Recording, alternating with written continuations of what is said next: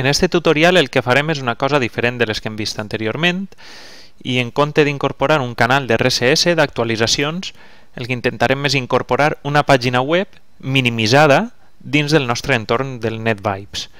I com ho podem fer? Doncs és molt senzill. Anem a la pàgina web, copiem la URL, tornem al nostre entorn de NetVibes i anem a afegir contingut.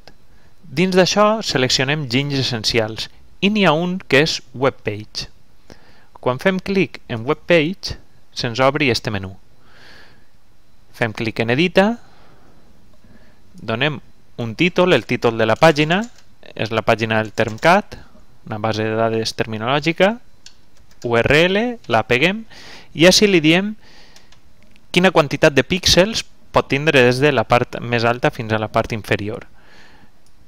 Li podem donar 400 píxels, després es pot ajustar sense problemes. Fem clic en d'acord i afegim a la nostra pàgina.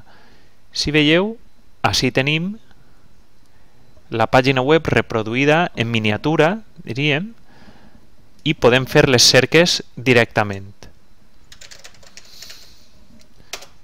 Podem fer les cerques i ens apareixen els resultats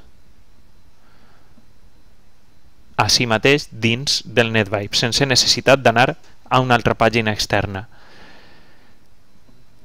Hem d'anar amb compte quan incorporem pàgines d'aquest estil perquè carreguen un poc l'entorn del NetVibes, és a dir, no podem tindre una pestanya del NetVibes amb 100 pàgines minimitzades d'aquest estil, incorporades com si estigueren embedides, perquè això carrega molt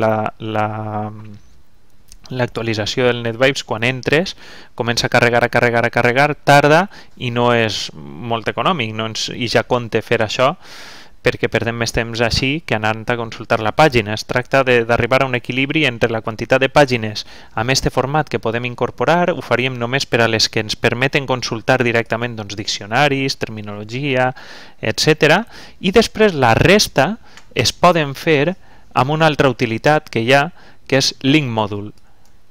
I així només apareix, com veieu, podem apegar, fem amb la mateixa pàgina del TermCat, podem apegar l'enllaç, afegim a la pàgina i com veieu ens apareix una captura de pantalla de la pàgina web original i podem accedir a aquesta pàgina fent clic en l'adreça i directament anem al TermCat. Són dues maneres diferents de guardar la informació. En esta diríem que és una pàgina interactiva perquè està embedida i allà mateix podem actuar. Però hi haurà pàgines que no són de cercadors, que es puguen ser d'informació general o del que siga, que ens poden servir o que podem gestionar simplement amb aquest enllaç. Aquest enllaç no carrega la pàgina de la mateixa manera que este sí que ho fa.